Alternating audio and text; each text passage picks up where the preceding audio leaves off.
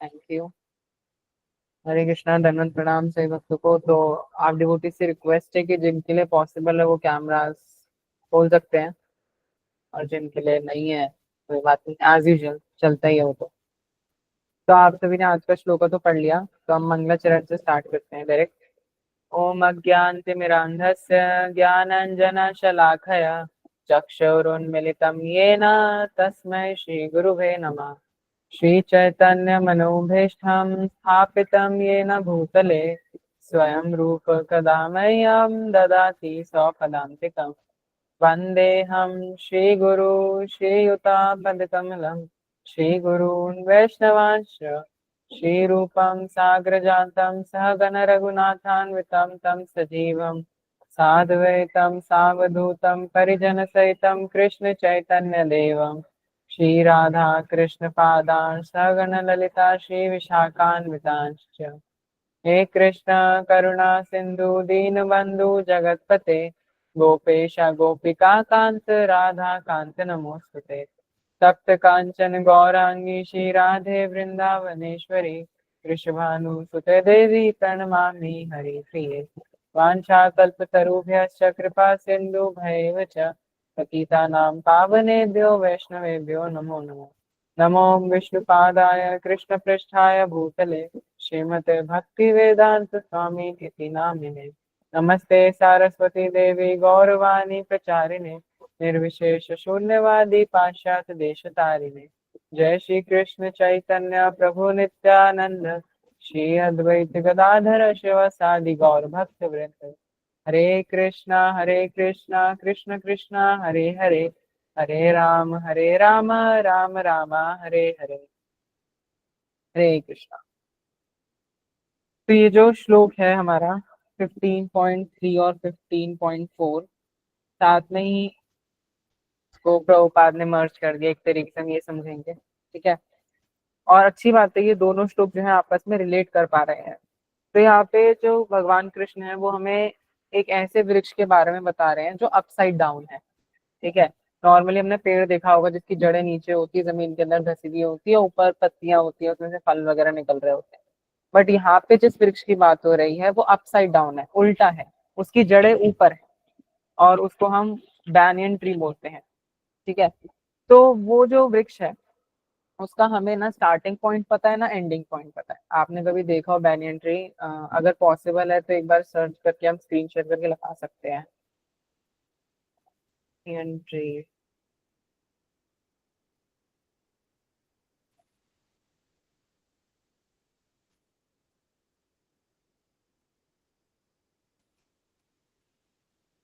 भागवत प्रभु एक बार आप देख लीजिए, अगर पॉसिबल हो तो उसको आप एक बार सर्च करके ना स्क्रीन शेयर करके डिवोटीज को दिखा दीजिए।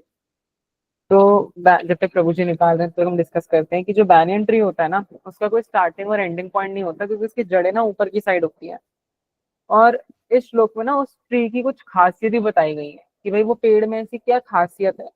तो पहला तो वो बहुत ज्यादा स्ट्रांगली रूटेड होता है, उसकी जड़ें जो होती है ना बहुत ज्यादा मजबूत होती हैं।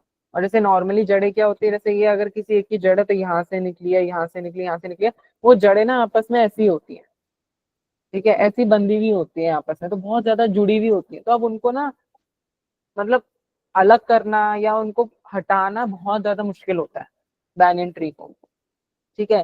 जैसे एक होता है ना कोई हाँ करेक्ट, देखिए कितना, अब इसका कोई स्टार्टिंग और एंडिंग पॉइंट नहीं बता सकता है ना, कि शुरुआत कहाँ से हो रही है और अंत कहाँ पे हो रहा है, कोई नहीं बता सकता इसका, क्योंकि बहुत अभी तो ये फिर भी हमें लग रहा है कि एक छोटा पेड़ है। वैसे बैनियन ट्री बहुत बड़ा होता है, बहुत विशाल होता है जंगलों में अगर आप देखेंगे तो, है ना। तो थैंक यू प्रभु जी। तो इसमें यही है कि इसका स्टार्टिंग और एंडिंग पॉइंट नहीं होता, और बहुत ज्यादा ये स्ट्रांग होता है। जैसे होता है ना कोई अगर इंसान बहुत डिटर्मिन्ड होता है, बहुत डिटर्मिनेशन होती है उसके अंदर, तो बहुत ज्यादा स्ट्रांग रहता है अपने जो उसने वचन बोले, जो उसने वाक्य बोला वो उसमें बहुत अडिग रहता है ना, अड़ा रहता है वो उस पर। तो ऐसा ही ये पेड़ है, ये अपनी डिटर्मिनेशन पे ऐसे अपनी एक जगह पे ना अड़ा सा रहता है, उसको हिला ही नहीं सकता कोई, ठीक है। और एक ही चीज है जो इस पेड़ को काट सकती है। मतलब जैसे आप क्या है ना, हम नॉर्मल कोई पेड़ आप देखेंगे तो हल्का फुल्का हिलाया तो हो सकता है कहीं से हल्का सा टूट जाए, कुछ भी नहीं भी टूटे तो एक आध हथियार से टूट जाता है वो, वेपन से, ठीक है। बट इस पेड़ को हटाने के लिए वी नीड मल्टीपल वेपन, ठीक है, एक वेपन से तो नहीं टूटेगा ये कि मैं वो ले आता हूँ कुल्हाड़ी हथौड़ा जो भी होता है और उससे इसको तोड़ने लगा, तो नहीं, ये तो नहीं तोड़ने वाला है ना, क्योंकि मैंने आपको बताया इसकी जो रूट्स होती हैं वो बहुत ज्यादा जुड़ी हुई होती हैं। बट हम ये जो वेपन है ना वो किससे तोड़ा जाएगा? जैसे हम बहुत ज्यादा अटैच्ड है मटेरियल वर्ल्ड से, हम बहुत ज्यादा डिटर्मिनेड है मटेरियल वर्ल्ड में, ठीक है। तो जैसे ही इस पेड़ को तोड़ने के लिए हमें बहुत शक्तिशाली वेपन चाहिए, तो हमारा जो पेड़ है अंदर, जो मटेरियल अटैचमेंट से जुड़ा हुआ है, उसको तोड़ने के लिए हमें एक वेपन चाहिए जिसका नाम है डिटैचमेंट, ठीक है, जिसे हम बोलते हैं वेपन ऑफ डिटैचमेंट। तो यहाँ पे भगवान यही बताना चाह रहे हैं कि हमारे अंदर जो मटेरियल चीजों के साथ जो अटैचमेंट है ना वो एक बैनियन ट्री की तरह है, इस पेड़ की तरह, बिल्कुल रूटेड, बिल्कुल हम जुड़े हुए हैं मटेरियल लाइफ से। हाँ, हमें बहुत ज्यादा हर चीज से मतलब है हमें कि भाई हमारे पास ये चीजें होनी चाहिए वरना हमारी लाइफ अच्छी नहीं चल रही, ये वो नहीं हो रहा। लेकिन ये चीजों से हमें डिटैच होना है, वरना हम कृष्ण तक तो पहुंच ही नहीं सकते अगर हम अटैच्ड रहेंगे, है ना। तो वो डिटैचमेंट करना पड़ेगा, और वो डिटैचमेंट एक वेपन है जिससे हम इस मटेरियल लाइफ से अलग हो सकते हैं। अब वो जो वेपन है उस वो हमें कैसे प्राप्त होगा, क्या होगा, वो हम आगे डिस्कस करेंगे, ठीक है। तो अब मानिए अगर आपने अपने इस पेड़ को काट दिया डिटैचमेंट से, ठीक है, अपने इस वेपन से इस पेड़ को काट दिया। अब यहाँ भगवान यहाँ पे आगे बताते हैं कि उस इंसान को फिर कहाँ जाना चाहिए इसके बाद। अब हमने डिटैच तो कर लिया अपने आप को, ठीक है, बट कहीं तो जाना चाहिए ना उस इंसान को। जैसे क्या होता है कि आपने देखे होंगे पहले टाइम में जितने भी सन्यासी वगैरह होते थे जो तप करने जाते थे, तो वो डिटैच होगा मटेरियल वर्ल्ड से, लेकिन कहीं जाते भी थे, तो किसी वन में जाते थे, कहीं पहाड़ पे जाते थे, कहीं तपस्या करने के लिए जाते थे, करेक्ट। तब यहाँ पे भगवान ने बता दिया कि हम लोग डिटैच तो हो गए, अब हमें कहाँ जाना है, नेक्स्ट स्टेप हमारा है कि हमें कहाँ जाना है। हमें ऐसी जगह जाना है जहां से हम वापस ना आ सके इस मटेरियल वर्ल्ड में, जो हमें पता है विच इज गोलोक वृंदावन, ठीक है, ये चीज हमें पता है। अब जब हम वहां पहुंच जाएंगे तो वहां पे जाके हमें करना क्या है ना। तो वहां पे जाके we have to surrender ourselves to the supreme personality of Godhead, हमें भगवान पे शरणागत होना है, भगवान पे सरेंडर होना है। ऐसा नहीं कि हम वहां भी जाएं तो अटैचमेंट की बातें करें, वहां भी हम गोलोक पहुंचे तो भी माताओं में गॉसिप चल रही है, प्रभु जी में गॉसिप चल रही है। अरे तूने देखा आज ललिता ने ये पहना, अरे तूने देखा आज विशाखा ये पहन के आई है। ये गॉसिप आप गोलोक में नहीं कर सकते हो, ये सिर्फ मटेरियल गॉसिप्स होती है जो आप मटेरियल वर्ल्ड में कर सकते हो। अगर आप ये गॉसिप दिमाग में है भी तो हम गोलोक तक पहुंच ही नहीं सकते, बहुत टफ है, ठीक है। एक चार्ट आता है आप देखेंगे ना, वो भक्ति विकास स्वामी महाराज की वेबसाइट पे आपको मिलेगा, आप खरीद भी सकते हैं। वो एक चार्ट ना बहुत सुंदर सा चार्ट है, बहुत लंबा चार्ट है, उसमें पूरा बता रखा है कि अभी जैसे हम भूलोक में, इससे नीचे आपके पाताल तल वितल सब आ जाएंगे, फिर स्वर्ग आएगा, उसके बाद ब्रह्मलोक आएगा, हमें उसको भी क्रॉस करना है, तब आपका विष्णु लोक आएगा, हमें उसको भी क्रॉस करना है, फिर अयोध्या जगन्नाथपुरी ये सब आएंगे, एंड उसके बाद आएगा आपका गोलोक वृंदावन, ठीक है। ये बहुत सुंदर चार्ट है, इसको आप खरीद सकते हैं, अगर नहीं तो नेट पे मिल जाएगा वैसे, ठीक है। हाँ, तो अब आप वहां पहुंच गए तो आपको भगवान को सरेंडर करना है ना। और ऐसा व्यक्ति होता कौन है जो वहां तक पहुंच पाता है? वो होता है जिसको पता होता है कि सब चीजों का जो सोर्स है वो कौन है, ठीक है, कौन है? कृष्ण है ना। तो एक व्यक्ति जो बिल्कुल ही डिटैच्ड है ना, जो भगवान पे शरणागत हो गया है और जिसको इस चीज का नॉलेज है कि ये जो भी मेरे पास है इसका सोर्स है कृष्ण, वो गोलोक वृंदावन तक पहुंच सकता है, ठीक है। तो यहाँ पे प्रभुपद बताते हैं कि जैसे ये जो पेड़ है बैनियन ट्री है, ये बहुत बड़ा है, इसकी जो ब्रांचेस है रूट्स है बिल्कुल बिखरी हुई है, ठीक है। बट हमें यहाँ पे ढूंढना है कि इस पेड़ का क्या मतलब है, क्या पेड़ ये हमें क्या बताना चाह रहा है ना, और इसकी जो जड़ें हैं वो क्या है, ये हमें ढूंढना है, ठीक है। जैसे क्या होता है ना, अगर हमारी लाइफ में कोई प्रॉब्लम आती है तो हम उसकी जड़ तक जाते हैं ना, कि इस लाइफ में प्रॉब्लम क्यों आई, इसकी जड़ तक हम जाएंगे कि यहाँ से प्रॉब्लम जो है यहाँ पैदा हुई थी और ये चीजें हुई थी, है ना। तो अब हमें सिमिलरली ये जो पेड़ है जो मटेरियल वर्ल्ड है इसकी जड़ तक जाना है कि भाई क्या क्या है। अभी हम कैसे फाइंड आउट करेंगे? तो नॉर्मली जब हमें सोर्स का पता लगाना होता है कि सोर्स क्या है हमारी प्रॉब्लम्स का, तो हम धीरे धीरे सोचते हैं कि यार मैंने कल ऐसा किया था, परसों ऐसा हुआ था, तरसों ऐसा हुआ था, तो हो सकता है इसकी वजह से मेरी लाइफ में प्रॉब्लम्स आई, है ना। तो अब हमें supreme personality of God head का सोर्स जो है वो ढूंढना है ना। तो अगर हमें किसी भी चीज का सोर्स ढूंढना होता है ना, तो जैसे अगर मेरे को जानना है कि सब कुछ कहाँ से आया है, तो मैं पहले I am a son of my father, ठीक है, my father is the sun of his father, ठीक है, and his father is son of his father, ऐसे कर करके अगर मैं एंड तक, कोई तो एंड होगा ना इसका, तो जहां पे वो खत्म होगा, that is supreme personality of godhead and that's the source which is Krishna. ठीक है, ये हम जो आ रहे हैं हायरार्की में ही आ रहे हैं, फैमिली में। ठीक है, जैसे गुरु परंपरा चलती आती है, इसलिए बोला जाता है दैट्स वाई गुरु परंपरा इज इम्पोर्टेंट, है ना, कि आप हायरार्की में चलो, जिससे आपको पता चलेगा कि आपके जो सोर्स है वो कौन है, विच इज कृष्णा। है ना, ऐसा ना हो कि अभी हम फैमिली में जैसे एग्जांपल दिया तो बोल दे कि नहीं मेरे सोर्स तो मेरे पर ज्यादा है, ये नहीं हो सकता ना, ये सोर्स नहीं कहलाएगा। अगर वो होते तो फिर अभी जीवित होते। हाँ, है ना, वो सब रेसिप्रोकेट कर रहे होते अपनी फोटो में, अगर कहीं भी टांग रखी होगा उनको, अपने दादा को कहीं टांग रखा होगा दीवार पे, तो वो रेसिप्रोकेट कर रहे होते हैं, लेकिन ऐसा कुछ नहीं है। रेसिप्रोकेट से भगवान कर सकते हैं, है ना। तो इसलिए हमें सोर्स को हम इस तरीके से पहचान पाएंगे, है ना। तो यहाँ पे मेंशन भी किया है कि Krishna is the source of whole material existence. इस पूरी जो मटेरियल एग्जिस्टेंस है, जो पूरा मटेरियल वर्ल्ड है, इसका सोर्स भी कृष्णा ही है ना।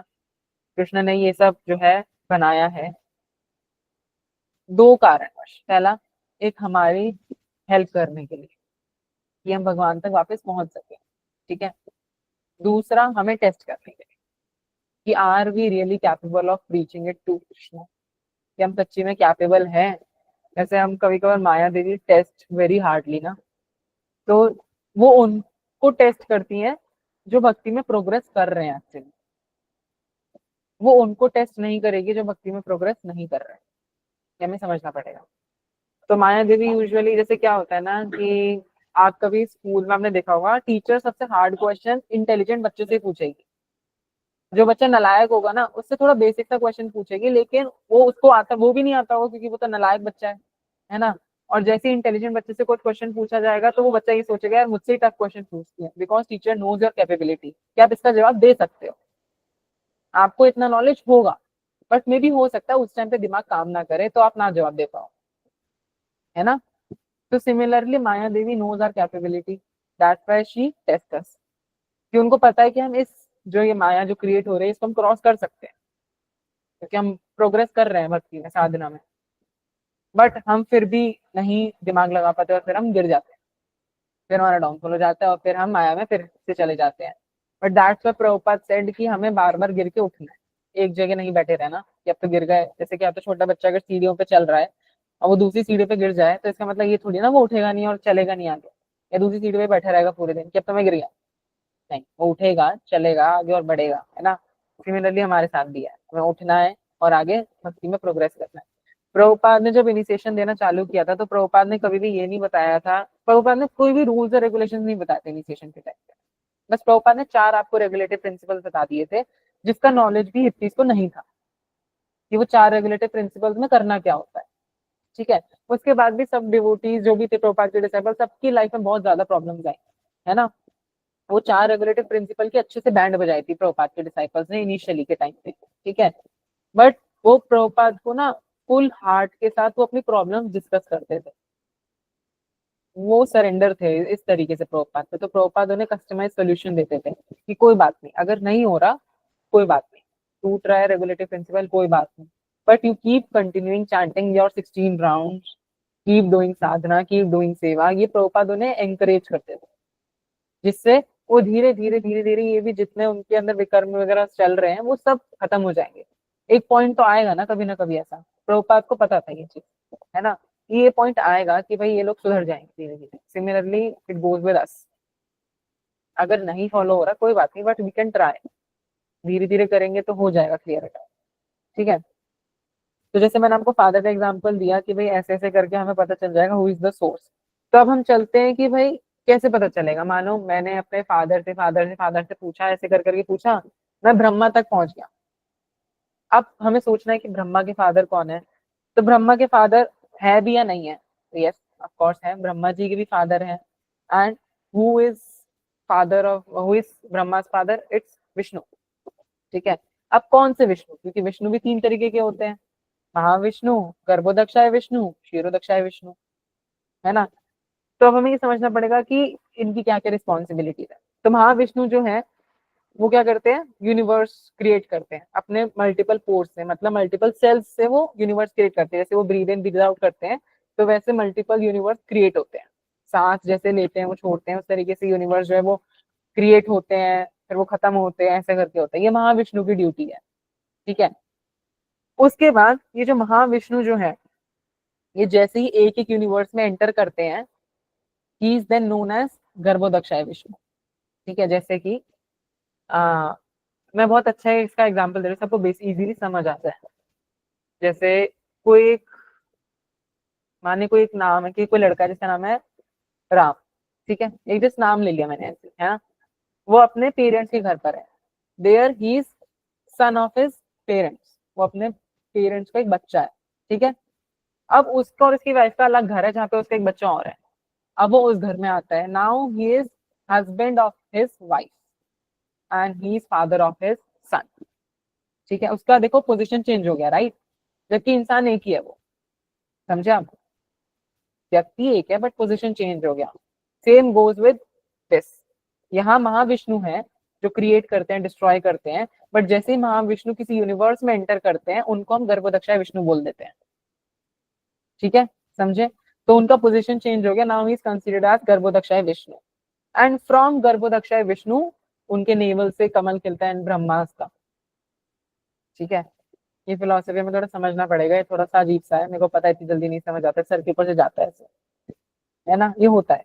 तो एक्चुअली इसको बहुत इजीली हम समझेंगे कि आप इसको समझो, बहुत इजी है समझना, इतना टफ नहीं है। बट थोड़ा सा दिमाग लगाना पड़ेगा इस चीज में कि महाविष्णु जो होते हैं वो जैसे ही ब्रीद आउट करते हैं, मल्टीपल यूनिवर्सेस क्रिएट होते हैं। ठीक है, सृष्टियां बनती। ठीक है। जैसे ही महाविष्णु सृष्टि में आते हैं जाते हैं, वो फॉर्म लेते हैं गर्भोदक्षाय विष्णु का। ठीक है। वो गर्भोदक्षाय विष्णु की नेवल से कमल का फूल खिलता है और उस कमल पे होते हैं ब्रह्मा। तो ब्रह्मा के जो पिता हैं दैट इज गर्भोदक्षाय विष्णु। ठीक है, ये समझ गए, है ना। एंड फिर ऐसे धीरे धीरे कर करके हमके सबको पिता पता चलेंगे और एंड में वी विल यू नो कहाँ कहाँ तक पहुंचेंगे, कृष्णा तक। ठीक है। तो सबको पता चल गया कि हमारे परम पिता इज कृष्णा इटसेल्फ, और कोई है नहीं। हमारे इधर उधर का बाकी सब, ये सब मटेरियल लाइफ की वजह से भगवान ने आपको प्रोवाइड कर दिया है ना। प्रभुपद यहाँ पे एक बहुत इंपॉर्टेंट चीज पे एम्फोसाइज करते हैं that one can not understand Krishna bye its own. कोई खुद से कृष्ण को नहीं समझ सकता। ठीक है। उसको कोई ना कोई इंसान चाहिए जो कृष्ण के बारे में उसे समझा सके। अब कोई ऐरा गहरा नत्थु गहरा नहीं समझा सकता कृष्ण के बारे में। कि भाई कोई भी हमें मिल गया, मंदिर से आया और उसने दो लाइनें बोली कृष्ण के बारे में और हमें बड़ा अच्छा लग गया, हाँ कृष्ण के बारे में इतना अच्छा समझा दिया उसने, ऐसा कुछ नहीं है ना। कि हमें लगे कि भाई हम मंदिर गए, कोई एक डिवोटी मिले, उन्होंने दो लाइन का लेक्चर ले लिया जैसे मेरी तरह, दो लाइन का लेक्चर लिया और फिर हमें लगे कि बिल्कुल हमें समझ आ गया कृष्ण के बारे में, ऐसा कुछ नहीं। कृष्ण के बारे में हमें एक्चुअली कौन समझा सकता है ना, वो हम आगे समझेंगे। बट हमें क्यों नहीं समझ आता कृष्ण के बारे में खुद से, क्योंकि हमारे पास तो बुक्स है ना। हमारे पास रामायण है, हमारे पास भगवत गीता है, कृष्ण बुक है, भागवतम है, सीसी है। बट हमें फिर भी कृष्ण के बारे में खुद से क्यों नहीं समझ आता पढ़ते, क्यों। उसका रीजन है because we are bound in this material world. हम इस मटेरियल वर्ल्ड में फंसे हुए हैं। हमारी जो आईज है, our eyes is lusted, we are full of anarthas. हम अनर्थों से भरे पड़े हैं। ठीक है ना। इवन अगर मैं अपना ही बताऊं, मैं अपने अनर्थ गिरवाने जाऊं तो कल से तो कोई बात भी ना करे मुझसे, ऐसा हाल है। तो सबके साथ ही है ये।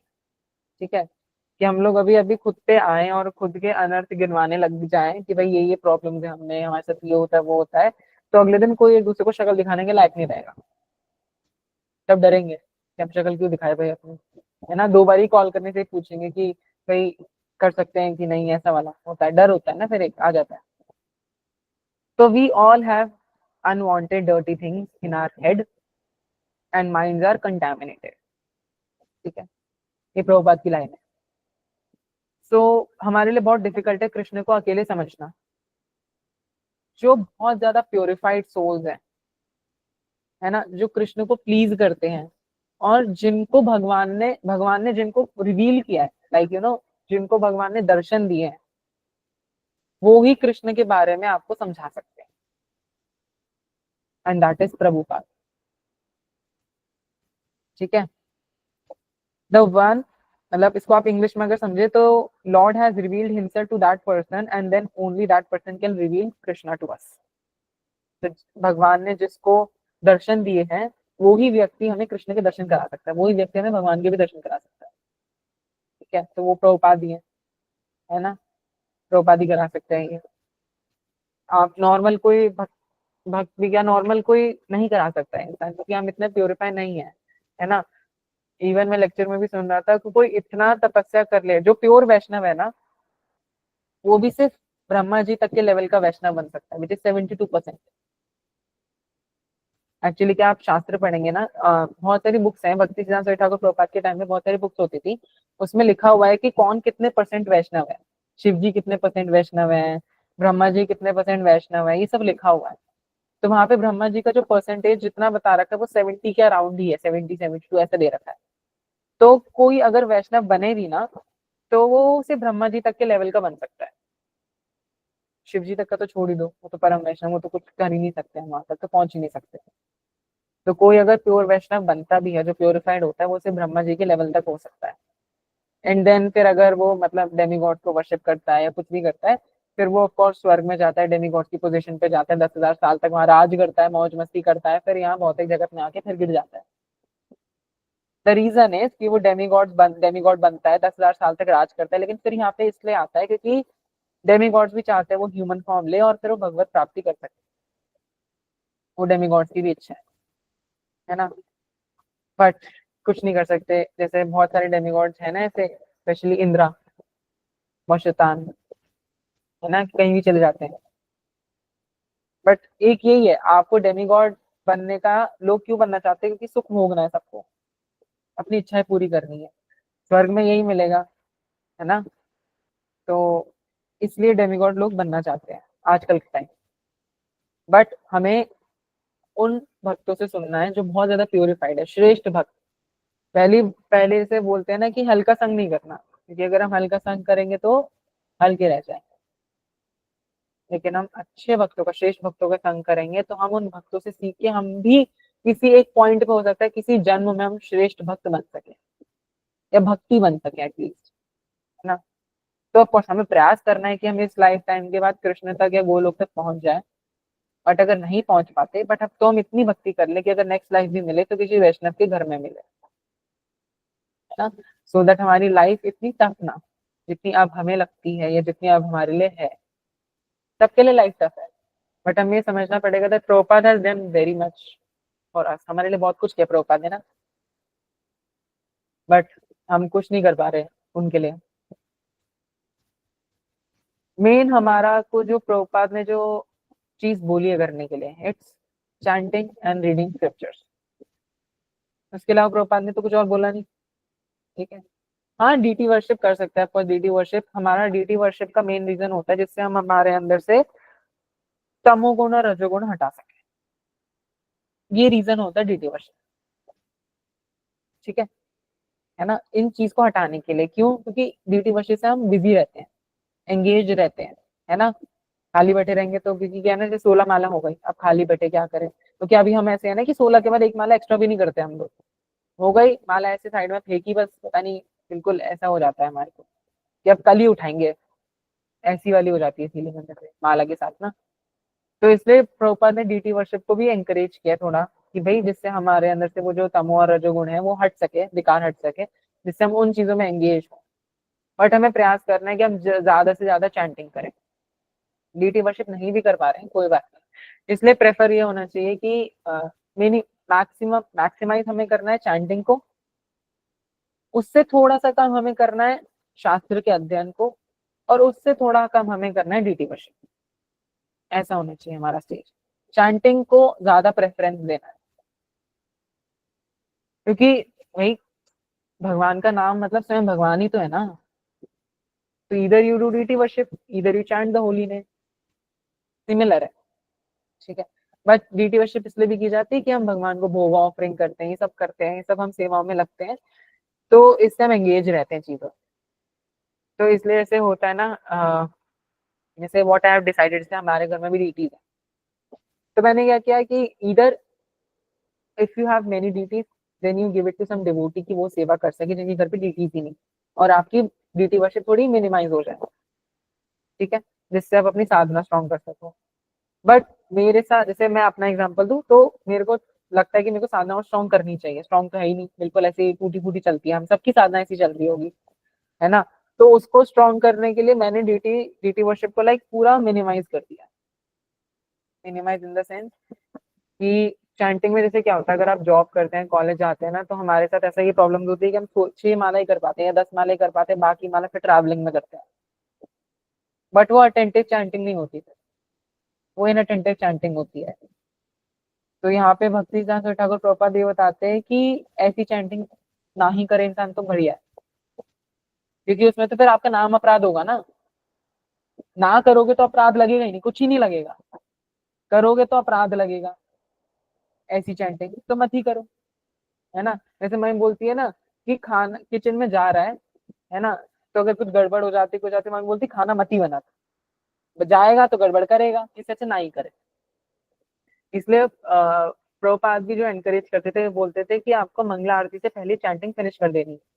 इवन प्रभुपाद के डिसाइपल्स भी यही बोलते हैं कि जो आपके 16 राउंड है एटलीस्ट वो आप फिनिश कर लो, उसके बाद जो आप एक्स्ट्रा राउंड्स करते हो वो आप चाहे ट्रैवलिंग के टाइम कर लो या बाद में कर लो। तो जैसे आज मैंने भी ये डिसाइड किया कि भाई कल से जो मंगला या जो भी होगा वो घर में कोई और फैमिली मेंबर करेगा, I focus on chanting at that point of time, ठीक है। मंगला को ऐसे स्पेसिफिक टाइम नहीं है, जो मतलब जो मेरे जो मेंटोर है वो क्या बोलते हैं कि मंगला में स्पेसिफिक टाइमिंग नहीं है कि 4:30 बजे ही होनी है, मंगला चाहो तो शाम को भी कर लो। मंगला का क्या मतलब है, मंगला आरती जो हम गाते हैं, संसार दावा नन नीडलो का, इसका क्या मतलब है, दैट वी आर प्रेजिंग गुरु, गुरु परंपरा को हम प्रेज करें, उनको थैंक कर रहे हैं, ठीक है। ये हमारा है मंगला आरती का मेन मोटिव। वो तो कभी भी कर सकते हैं, है ना, जरूरी है कि सुबह 4:30 बजे उठ के की जाए। या जैसे डीटी वर्शिप होती है तो सुबह सुबह ही भगवान के वस्त्र बदले जाए। मैं तो जैसे हमारे घर में जगन्नाथ है तो मैं तो रात में बदल के सो जाता हूँ, भगवान के वस्त्र रात में बदल दो, सुबह टाइम नहीं होता हमारे पास, कोई बात नहीं, वस्त्र नहीं तो पहन लिए ना, रात में बदल दो। जगन्नाथ तो वैसे भी नहीं सोते, क्या ही फायदा फिर, है ना। तो इस तरीके से तो थोड़ा सा सेटल एंड डाउन आप कर सकते, थोड़ा ईज है इस चीज में। इसलिए बोला जाता है कि डीटी वर्शिप में, जैसे मैंने आपको पहले ही बताया, 190 अपराध होते हैं, लेकिन अभी हमें इतने पता नहीं, तो इसलिए जितना मिनिमाइज हो सके हमें वो करना चाहिए। हमारे जैसे नदिया धाम बेस में भी डीटीज नहीं है, सिर्फ फोटो फ्रेम्स है, ठीक है। लेकिन जो मामगाची बेस है वहाँ पे डीटीज, वहाँ पे क्योंकि सब बेस का मूड अलग है, वहाँ पे जैसे मामगाची बेस में डिवोटीज रहते भी हैं बेस में ना, जो कोई जैसे समर्पण था आज, तो डिवोटीज सारे नहीं गए, कुछ बेस में रुके, कुछ समर्पण फेस्टिवल में गए। बट हमारे बेस में प्रीचिंग का मूड है तो सारे गए, क्योंकि अब बेस में फोटो फ्रेम्स हैं, दो दैट्स ऑल्सो क्रिस्टल, बट उसमें इतना आपको बर्डन या हर्डल नहीं रहता कि नहीं ऑफरिंग करना ही करना है, ठीक है। थोड़ा इजी, जैसे लड्डू गोपाल के वैसे तो टेम्पस्कॉन में नहीं एनकरेज करते सेवा, बट जैसे बहुत सारे घरों में होते हैं, है ना। इवन स्कॉन नोएडा है, वहां पे भी लड्डू गोपाल की सेवा होती है, मैच दस गिफ्ट शॉप में। तो वहां पे वो क्या होता है कि गोपाल जी की सेवा वो 10 बजे के बाद चालू करते हैं, ठीक है। तो क्योंकि कुछ डीटीज के साथ आप ईज में कर सकते हो, पर जैसे अगर आपके घर में जगन्नाथ जी हैं या गौर निताय है या राधा माधव है, तो उनके साथ आप इतना ईज नहीं दे सकते, आपको मंगला करनी ही पड़ेगी एनीवेज, है ना, ठीक है। हाँ, तो मैंने आपको बताया कि ब्रह्मा के फादर इज विष्णु, जिसमें सब जो है गर्भोदक्षाय विष्णु है। ऐसे धीरे धीरे करके हमें कृष्ण तक पता चल जाएगा। और फिर मैंने आपको बताया कि why we are unable to understand Krishna by our own self, because we are covered with anarthas, हम अनर्था से ढके हुए हैं, हमारी आंखें जो है वो बंद, खुली आंखें भी हमारी बंद है, तो इसलिए हम नहीं समझ सकते कृष्ण को। तो ओनली पर्सन जो हमें कृष्ण रिवील कर सकता है that is Prabhupada. So it is very important to understand Krishna teaching from a realised soul. ऐसी आत्मा से हमें कृष्ण के बारे में सुनना है जो खुद रियलाइज है, इसको पता है that he is not a body, he is a soul, ठीक है। अभी तो हमें हम बस मुंह मुंह रट रट के बोल देते हैं that we are not this body, we are soul. Lectures में भी हम लोग बोल देते हैं कि we are not this body, we are soul, but हम सच्ची में वो समझ रहे हैं, जैसे बोल दिया। जैसे हमारी माला भी होती है ना, तो बस माला घूम ही रही है, हम उसको चख नहीं रहे, माला को टेस्ट नहीं कर पा रहे, वो बस घूम रही है हाथ में, हाथ में पकड़ी घुमा रहे घुमा रहे घुमा रहे घुमा रहे, सामने क्लास चल रही है, कभी कुछ हो रहा है, ऑफरिंग कर रहे हैं, बस माला घुमा ही रहे हैं, बट हम टेस्ट नहीं कर रहे कृष्ण के। फिर हम बोलते हैं हमें हायर टेस्ट ही नहीं आ रहा, हमसे ये अपराध हो गया, वो हो गया, ये पाप हो गया, वो हो गया। तो फिर इसलिए दिक्कतें होती हैं। तो चैंटिंग हमेशा अटेंटिव होनी चाहिए। मंगला नहीं हो रही कोई बात, चैंटिंग ज्यादा इंपॉर्टेंट है, राइट। जैसे माताएं होती हैं, तो ऑफकोर्स अब उनके वो तो चलो, जैसे कुछ होम मेकर होती हैं, हाउस वाइफ होती हैं, तो अब क्या करेंगे, तो घर में उन्होंने चलो सेवा वगैरह कर ली, बाकी उसके बाद they can sit and chant quietly, क्योंकि घर में ना हस्बैंड है, फिर बच्चे भी नहीं है, बच्चे स्कूल गए, हस्बैंड जॉब पे गए, है ना, है ना। बट यहाँ दिक्कत फिर आएगी बच्चों को और हस्बैंड को, या जिनके हस्बैंड घर पे रहते हैं, वाइफ जॉब करती है उनको, जो भी बाहर जाते हैं उनको दिक्कत आएगी, क्योंकि उनके पास चैंटिंग का टाइम नहीं रहेगा ना, वो कैसे जब करेंगे। इसलिए तो इससे बोला जाता है सुबह उठ जाना चाहिए, और इवन प्रोपर ने इस चीज पे एम्फोसाइज किया कि 4 बजे से पहले उठना चाहिए। चाहे 4 बजे से आधा घंटा पहले उठो, 1 घंटा पहले उठो, लेकिन 4 बजे से पहले उठो। इसलिए हमारे संप्रदाय में गुरु शिष्य जो परंपरा चल रही है वो बहुत इंपॉर्टेंट है, उसको तोड़ नहीं सकते हम बीच में, कि नहीं हम चेन थी हमने उसको तोड़ दिया और अब फिर उसे कंटिन्यू नहीं करेंगे, नहीं वो कंटिन्यू चलेगा। परंपरा का क्या मतलब होता है, जो चलती आ रही है परंपरा, ठीक है। गुरु शिष्य परंपरा तो वो चलना इंपॉर्टेंट है उसका। So if we understand the roots, then we start getting detached from this tree, which is material world. अगर हम रूट्स को समझ जाएंगे तो हम इस मटेरियल वर्ल्ड जैसे जो हमारा जाल है इससे हम बाहर निकल पाएंगे, है ना, वरना इससे निकलना बहुत मुश्किल है। तो डिटैचमेंट जो है ना वो ऑटोमेटिकली आएगा। ऑटोमेटिकली कैसे, कि आप ना उसको फोर्स नहीं कर सकते कि नहीं मैं डिटैच हो जाऊं, या मैं डिटैच हो गया, हो गई, नहीं, वो ऑटोमेटिकली होता है। इससे ज्यादा इंपॉर्टेंट ये है कि हम कृष्ण में अटैचमेंट करें। अगर हम कृष्ण में अटैचमेंट लाएंगे ना तो डिटैच हम ऑलरेडी हो जाएंगे। दैट्स व्हाई आई सेड कि वो ऑटोमेटिक है। कृष्ण से अटैचमेंट होगा तो then you are automatically detach from this material world. But अगर आप मटेरियल वर्ल्ड से डिटैच होने पे ज्यादा फोकस करेंगे तो उसकी गारंटी नहीं है कि आप कृष्ण से अटैच हो पाएंगे, क्योंकि आपका डिटैचमेंट पे ज्यादा फोकस है rather than attachment to Krishna, ठीक है। तो ये चीज हमें समझनी पड़ेगी। एक इस पे ना वैष्णव के बारे में ही बहुत अच्छा दिया है, मैं आपको बुक का नाम बताता हूँ, आप लोग देखना। मैंने भागवत प्रभु जी को भेजी है, तो ये है भक्ति सिद्धांत ठाकुर प्रभुपाद के टाइम में ना एक बुक आती थी, सज्जन तोषिणी, ठीक है। ये जो बुक है ना, ये इसका पीडीएफ ऐसे तो नेट पे मिल जाएगा आपको, इसको पढ़ना। आप सभी जिनके पास टाइम हो वो इस बुक को पढ़ना। ये 1894 की है बुक, ठीक है। इस बुक में बताया गया है, इस जो टॉपिक है ना, मैंने उनको बस एक छोटा सा पैराग्राफ भेजा है प्रभु जी को, तो उसमें जो बुक का टॉपिक, जिस चैप्टर का मैंने भेजा है वो है वैष्णव सेवा with pomp and show. Share करो प्रभु जी, आप शेयर भी कर दो स्क्रीन पे। तो ये जो है ना, इसका टॉपिक है वैष्णव सेवा with pomp and show. Pomp and show मतलब क्या होता है, दिखावा, है ना। और इसमें फिर अपराध के चांसेस बहुत ज्यादा हो जाते हैं, है ना। अभी हम लोग कैसे करते हैं वैष्णव सेवा, जैसे मानो आपने काफी 100 सन्यासियों को अपने घर पे बुला लिया कि आज तो हम फीस्टिंग करेंगे, सन्यासी का हम भोजन जो है, भोग प्रसाद जो है हम वो डिस्ट्रीब्यूट करेंगे, हम वो पवाएंगे उन्हें, ठीक है। लेकिन अगर आपने 100 सन्यासी को भी बुलाया तो उसमें वैष्णव अपराध बहुत ज्यादा है। आपको तो दर्शन हो गए, बट आपका दिमाग तो कुछ ही सन्यासियों पर जा पाएगा ना, बाकी जो रह गए उन पे कौन ध्यान रखेगा, उनको क्या चाहिए क्या नहीं चाहिए, तो उससे अपराध हो सकता है ना। तो इसलिए ये जो है, तो यहाँ पे देखो स्टार्टिंग में लाइन लिखी है, one who chants naam without offences even sometimes is a वैष्णव।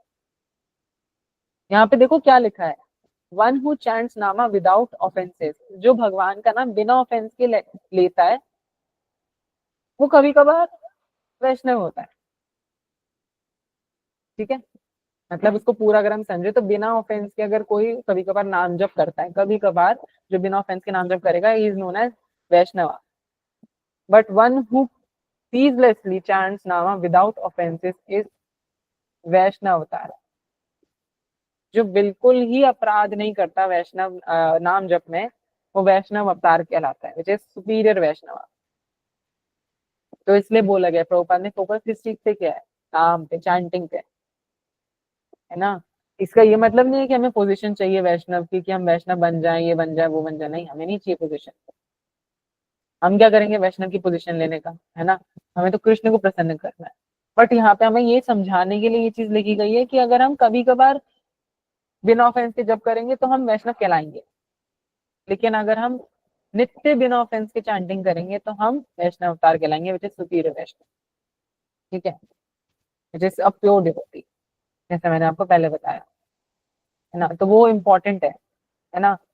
तो टॉप मोस्ट वैष्णव, उसमें देखो आगे क्या लिखा है, and one whose heart Aladini Shakti has appeared is Vaishnava Atma, topmost Vaishnava.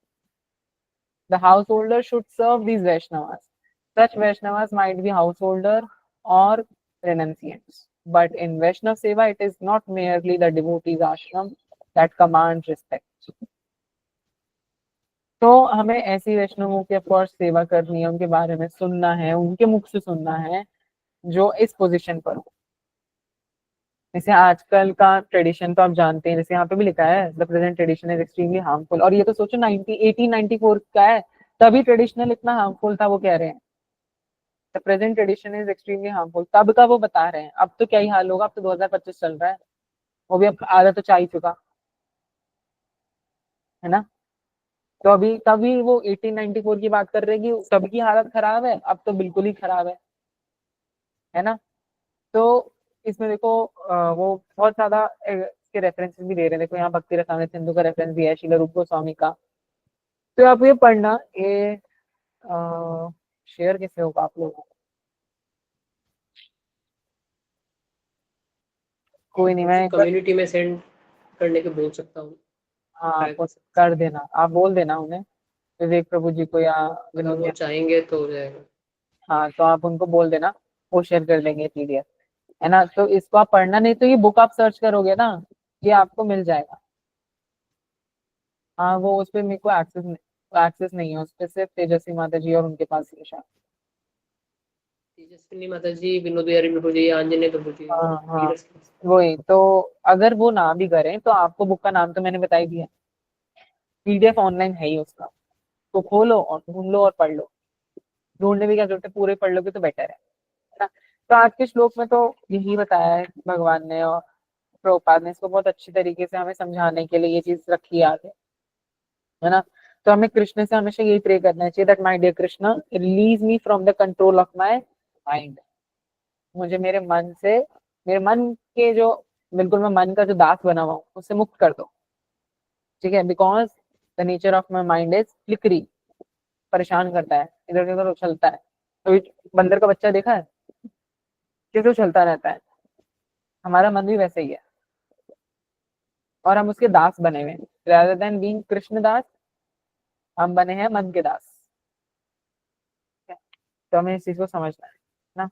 तो आज का श्लोक यही समाप्त होता है, और आपको अगर कोई डाउट हो तो आप पूछ सकते हैं। हरे कृष्ण। हरे कृष्णा। बहुत बहुत धन्यवाद प्रभु जी, बहुत सुंदर लेक्चर था। और आप सभी डिवोटीज में से जिनको भी प्रश्न है, वे अपना हैंड रेज कर सकते हैं, फिर अपना प्रश्न पूछ सकते हैं।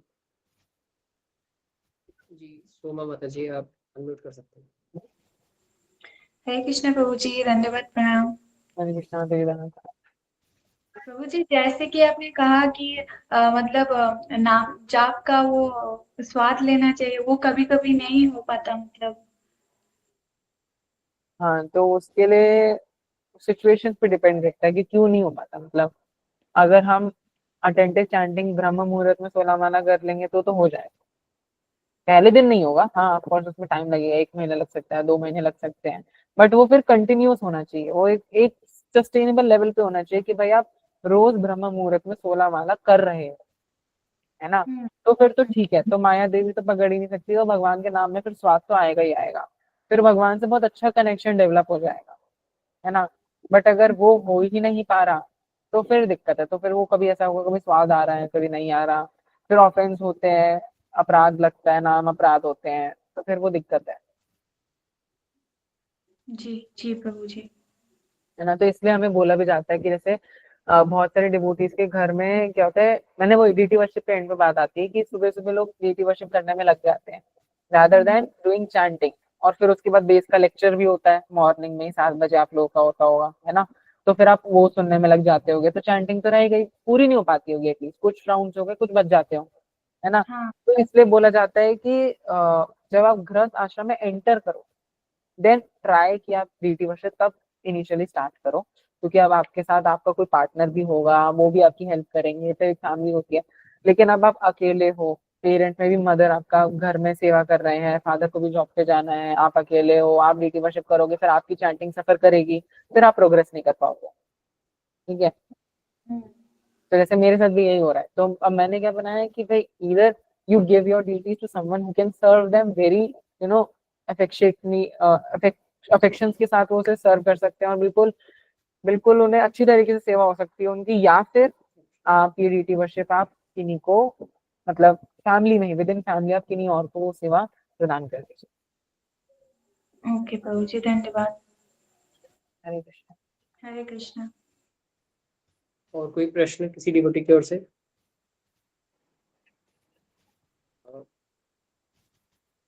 हरे कृष्णा, दंडवत प्रणाम। भाग्यश्री माता जी, आप अनम्यूट कर सकते हैं। हरे कृष्णा प्रभु जी, धन्यवाद। Hare thank you so Krishna. Much Prabhu ji. बहुत सुंदर सेशन था और बहुत ही प्रैक्टिकल है प्रभु जी। मतलब जो आप बता रहे हैं कि हम, है ना, ये तो बहुत मुश्किल है कि सोल मान ले, रोज रोज लेक्चर सुन रहे हैं, बट स्टिल वही चीज होती है। अब तो ऐसा होता है कि आदत सी हो गई है सोल बोलने की, बट मतलब खुद को मानना बहुत मुश्किल हो गया है। और वो चीज़ है प्रभु जी, जैसे आपने माला के लिए बोला ना, तो ये चीज़ तो है कि इस चीज़ के लिए मतलब बहुत स्ट्रगल करना पड़ता था। मतलब आफ्टरनून और नाइट टाइम पे मतलब माला हो नहीं पाती है मुझसे, मतलब पकड़ी नहीं जाती है, इस तरीके से होता है कह लो।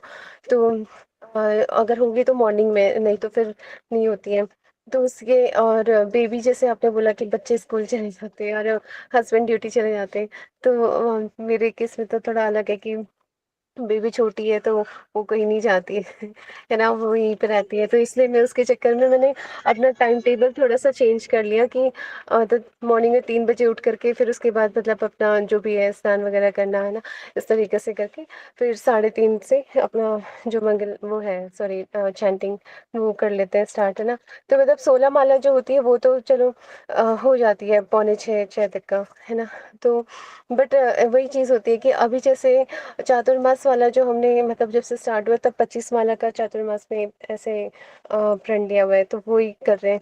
लेकिन उस वो चीज़ कंप्लीट नहीं हो पाती है प्रभु जी, और उसमें बहुत ज़्यादा डिस्टर्बेंसेस आते हैं, तो नहीं हो पॉसिबल होता। और अटेंटिव तो फिर बहुत मुश्किल हो जाता है बेबी के साथ या किसी भी तरीके